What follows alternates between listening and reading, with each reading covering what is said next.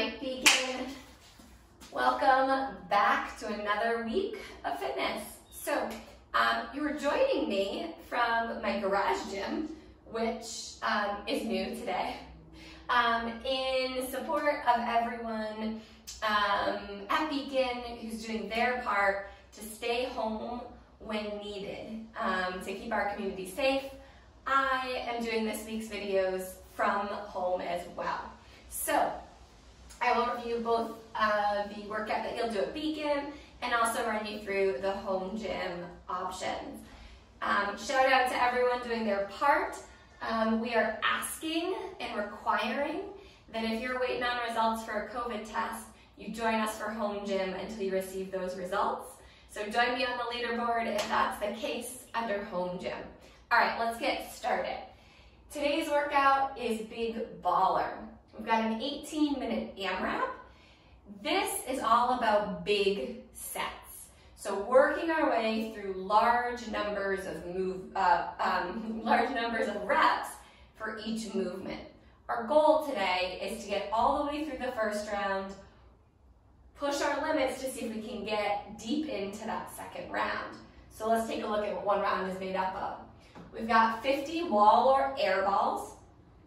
Reminder, if you're not one of the people who sets up right next to the wall at Beacon, you're going to do an air ball. Prescribed movement gives you the opportunity to work on your depth perception and catching the ball as a pass to yourself.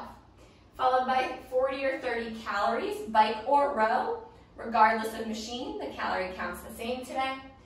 30 double dumbbell deadlifts. This is a dumbbell day. 20 double dumbbell push press and 10 double dumbbell renegade rows. Our prescribed weights for dumbbells are 50s and 35s. For folks who are doing this workout at home, your wall or air ball, turns out it's a thruster. So you're gonna do a double dumbbell thruster here. For calories, you're gonna do the 40 dumbbell hops. So let's go ahead and get into these movements.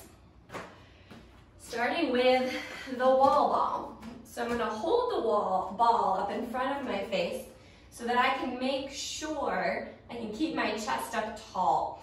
I'm gonna do a very gentle air ball since the ceiling is not too far above my head here. But we're looking to get all the way down to the bottom of our squat, stand, and throw. Okay. For dumbbell thrusters, now this is a high quantity of thrusters. So I would recommend, rather than using, if you're using 2 dumbbells, rather than using 2 heavier dumbbells here, you go with 1 light. But if you're working with a single dumbbell, this is the way that you'll do it as well. So holding it as a goblet here, cross your face. Okay. Again, working to keep our chest up. I'm gonna get to the bottom of my squat.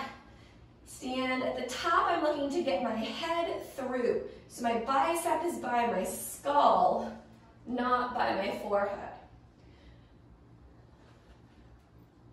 On the way down, you can rest the dumbbell on your shoulders if you'd like. Okay. For hops, these are lateral hops across your dumbbell. So over and back is 1, and then 2. Okay.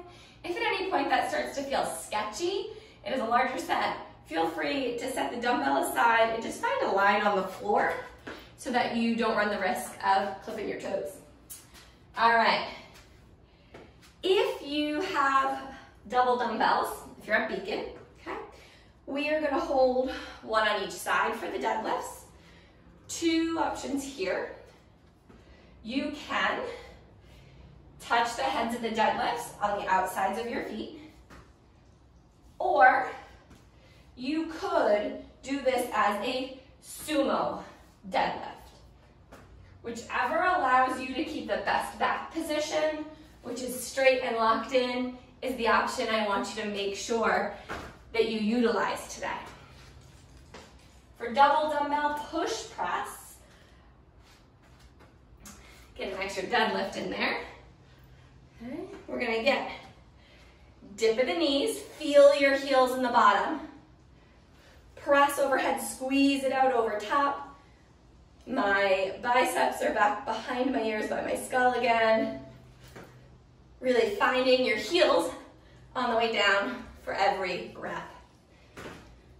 For dumbbell renegade rows, this happens in a plank with wider feet as a stance, making sure the dumbbells are directly underneath your shoulders. We're gonna pull the dumbbell to our sides, doing our best to not let our hips shift drastically side to side.